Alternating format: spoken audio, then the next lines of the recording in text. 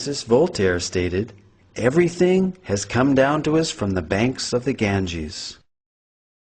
From these statements we see that many renowned intellectuals believed that the origin of scientific thought was the Vedas.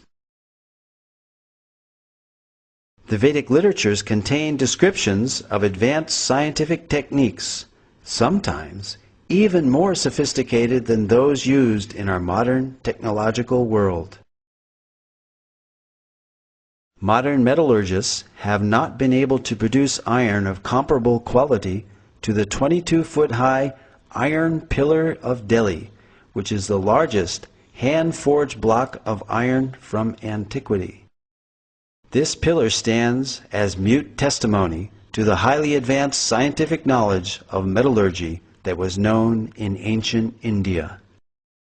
Cast in approximately the 3rd century BCE, the 6.5-ton pillar, over 2 millennia, has resisted all rust and even a direct hit by the artillery of the invading army of Nadir Shah during his sacking of Delhi in 1737. Vedic cosmology is yet another ancient Vedic science which can be confirmed by modern scientific findings, and this is acknowledged by well-known scientists and authors such as Carl Sagan and Count Maurice Maeterlinck, who recognized that the cosmology of the Vedas closely parallels modern scientific findings. Carl Sagan stated, "Vedic cosmology is the only one in which the time scales correspond to those of modern scientific cosmology." Nobel laureate Count Maurice Maeterlinck wrote of a cosmogony which no European conception has ever surpassed. French astronomer Jean-Claude Bailly corroborated the antiquity and accuracy of the Vedic astronomical measurements as more ancient than those of the Greeks or Egyptians, and that the movements of the stars calculated 4,500 years ago does not differ by a minute from the tables of today. The 90-foot-tall astronomical instrument known as Samrat Yantra, built by the learned king Suwai Jai Singh of Jaipur, measures time to within 2 seconds per day. Cosmology and other scientific accomplishments of ancient India spread to other countries along with mercantile and cultural exchanges. There are almost 100 references in the Rig Veda alone to the ocean and maritime activity. This is confirmed by Indian historian R.C. Majumdar, who stated that the people of the Indus-Saraswat civilization engaged in trade with Suma and centers of culture in Western Asia and Crete. An example of these exchanges is found in the inscriptions on the Heliodorus column, erected in 113 BCE by Heliodorus, a Greek ambassador to India and convert to Vaishnavism, as well as the 2nd century BCE coins of Agastocles, showing images of Krishna and Balaram. These artifacts stand testimony that Sanatana Dharma predates Christianity.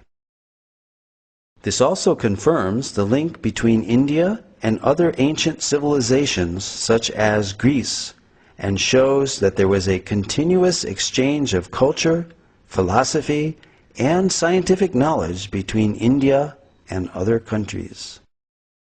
Indeed, the Greeks learned many wonderful things from India. Voltaire, the famous French writer and philosopher, stated, "Pythagoras went to the Ganges to learn geometry." Abraham Seidenberg, author of the authoritative History of Mathematics, credits the Sulba Sutras as inspiring all mathematics of the ancient world, from Babylonia to Egypt to Greece. As Voltaire and Seidenberg have stated, many highly significant mathematical concepts have come from the Vedic culture, such as the theorem bearing the name of the Greek mathematician Pythagoras is found in the Shatapatha Brahmana, as well as the Sulba Sutra, the Indian mathematical treatise written centuries before Pythagoras was born. The decimal system, based on powers of 10, where the remainder is carried over to the next column, first mentioned in the Taittiriya Samhita of the Black Yajurveda. The introduction of 0 as both a numerical value and a place marker. The concept of infinity. The binary number system, essential for computers, was used in Vedic verse meters. A hashing technique similar to that used by modern search algorithms such as Google's was used in South Indian musicology. From the name of a raga, one can determine the notes of the raga from this Katapayadi system. The Vedas, however, are not as well known for presenting historical and scientific knowledge as they are for expounding subtle sciences such as the power of mantras. We all recognize the power of sound itself by its effects, which can be quite dramatic. Here, a high-pitched frequency shatters a drinking glass. So, we can easily understand that loud sounds can produce substantial reactions. It is commonly believed that mantras can carry hidden power, which can in turn produce profound effects. The ancient Vedic literatures are full of descriptions of weapons being called by mantra. For example, many weapons were invoked by mantra during the epic Kurukshetra war, wherein the Bhagavad Gita itself was spoken.